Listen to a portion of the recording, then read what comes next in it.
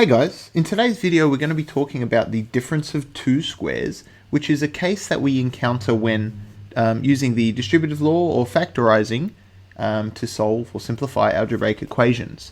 So here are the examples we'll go through today, but let's start out with a little bit of information first about exactly what this is, what we mean by this. So let's say you have two sets of brackets that have the same terms in the same positions. The only difference between these two sets of brackets is one is a positive between the terms, one has a negative between terms. Let's say we're to expand this out, we would end up with a times a gives us a squared, plus a times b gives us ab, plus a times negative b gives us negative ab, plus b times negative b gives us negative b squared. And you'll notice that these two middle terms are the exact and opposite, so we can cancel them out. And all we're left with is a squared minus b squared. So if I was to write this out the top here, this is where the name of this concept comes from, is that when we have equal and opposite set of brackets multiplied together, we end up having the result being the difference of the two squares. So all we do is square the first term and subtract the second term squared from it. So a squared minus b squared. So that's the reasoning behind this. And of course, if we were to go from left to right, we'd be using the distributive law like we did in our example. But we could just as easily go from right to left using factorizing. And if we were to do it using these terms, we could just add in these additional terms plus AB minus AB that we could then temporarily use to factorize into this form. So let's have a look at the first example now. So we have 3 minus 2b, 3 plus 2b. So it's fairly straightforward to see when you have a difference of two squares. So all we need to do to solve this, or to expand these brackets using the distributive law, or to shortcut the distributive law, is to square the first term and subtract the second term squared. So here we'd have 3 squared, which gives us 9, and we subtract the second term squared, which in this case, sorry, I beg your pardon, the squared should be outside the bracket, of course. So it's going to be 4b squared. And this is our answer, 9 minus 4b squared. So let's have a look at a second example now. We'll do two examples working from left to right, and then we'll do two examples working from right to left.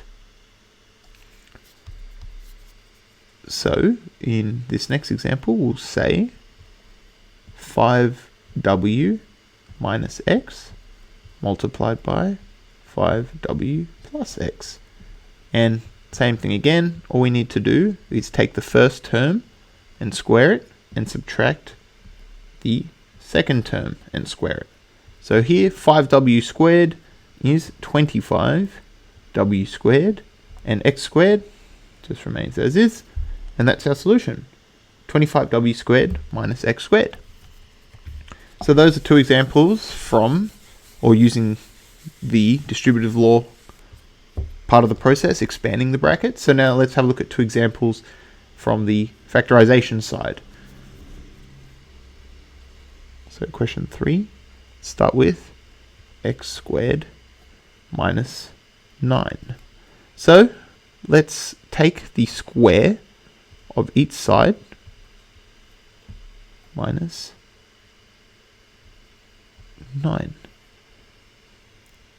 And if we were to do that and take the positive and negative, we'd result with x minus 3, x plus 3.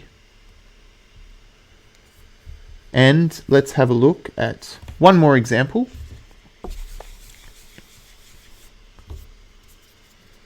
Just because sometimes you will encounter numbers that you cannot simplify easily. Let's have a look at x squared minus 2.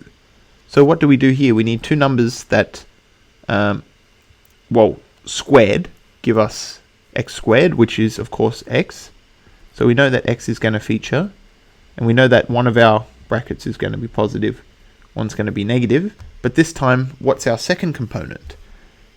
Well, if it was 4, we'd know that squaring 2 would give us 4. But this time, we don't know the value of, or a value squared off the top of our head that will give us 2.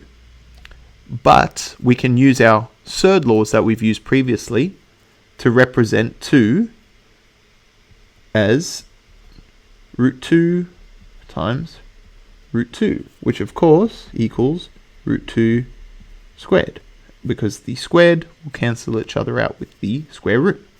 So here, our answer is just x plus root 2, x minus root 2. And that's it.